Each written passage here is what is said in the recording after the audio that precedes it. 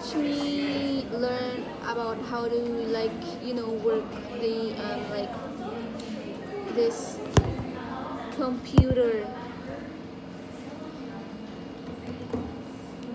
After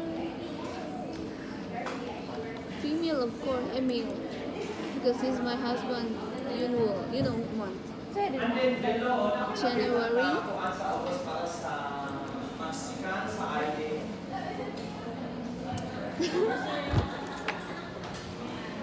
Look at it. Andy, Kita nyo sa oras, sa customer details. sir. Ayoko naman ganito, sir. Huwag lang nga ako mag-computer ako.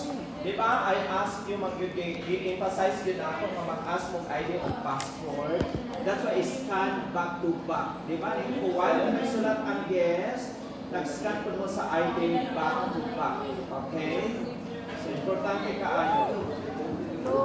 Kanya ang guest image. Picturean, upahin mo. Ano man? For safety and security and for future references. In case of emergency, makita na to kinsa ang nagpuyo sa hotel. Okay? For safety and security, in case of emergencies, makita na. Okay, so pwede mo mag-attach din ha o mga picture-picture lang din ha sa ID or scan ID. Back to back ang ID. Okay? O yan, ito man, di ba nasa ubos, add. Kanina, for example, di ba, add.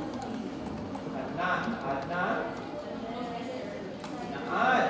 Banyak seal. Add, banyak seal. Kalitan. Add, banyak seal.